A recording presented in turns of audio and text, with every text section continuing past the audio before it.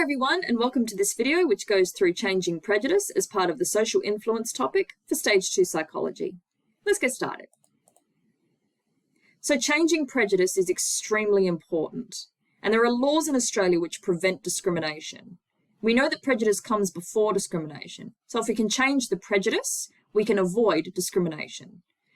In addition, South Australia has the South Australia Equal Opportunities Act of 1984. Under the combination of federal and state laws existing in South Australia, it is unlawful to discriminate on the following grounds in the following areas, as listed here in this table. Other Australian laws against discrimination include the Age Discrimination Act of 2004, Australian Human Rights Commission Act of 1986, Disability Discrimination Act of 1992, Racial Discrimination Act of 1975, and the Sex Discrimination Act of 1984. Despite these laws, however, discrimination still occurs. Examples of discrimination are included in the above table. So reluctance to help is a type of discrimination. So this is reluctance to help other groups achieve equal access or improve their position in society by passively or actively not providing assistance. An example of this is poor accessibility or poor access for physically disabled employees in a workplace. So not having wheelchair ramps or wheelchair access entry and exit points. Reverse discrimination is also a type. So this is creating prejudice in favour of a minority group. So deliberately favouring a minority group with an employment policy to ensure equality and inclusion. So for example, 50% of SA police recruits must be available for females. Tokenism is another type. So this is deliberately giving trivial assistance to a minority group to be seen as inclusive or avoid accusations of prejudice and discrimination.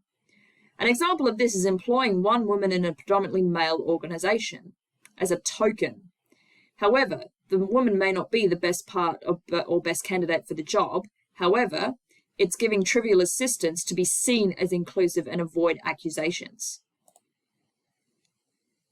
So, how can we change prejudice further?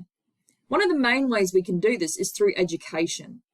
So the formation of prejudice can be reduced through education programs in schools, where children are taught about proactive values such as tolerance, community, the consequences of prejudice, and what discrimination looks like. National programs such as Harmony Day, Bullying No Way, Reconciliation Week, Wear It Purple Day, etc. aim to provide awareness, understanding, and empathy for living and working together in harmony.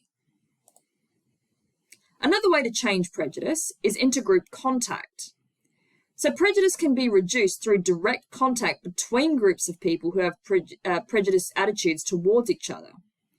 The criteria for successful reduction in prejudice attitudes involves the following factors: ongoing interactions and contact between the groups, mutual interdependence, where the groups participate in cooperative, collaborative activities that require the two groups to work together, equal status between the groups so there is no hierarchy or dominance created, and explicit social norms established aimed at reducing prejudice. Another way to change prejudice is subordinate goals. Working towards common goals can support knowledge and understanding between groups. This is a particularly useful strategy in schools and the workplace. However, the goals must be shared and require contributions from both groups. Otherwise, conflicts and further reasons for prejudice, discrimination, and the effects of these may continue. Another way to change prejudice is through direct experience, which we've talked about previously. Directly experiencing other cultures or lifestyles, either in another country or within your own country, is one step towards creating understanding and empathy for another culture. It may be through learning another language, learning about another culture, or culturally immersing yourself in different experiences.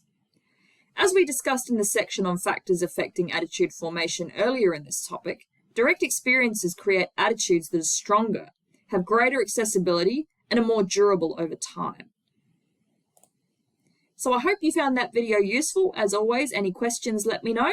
Otherwise, happy revising.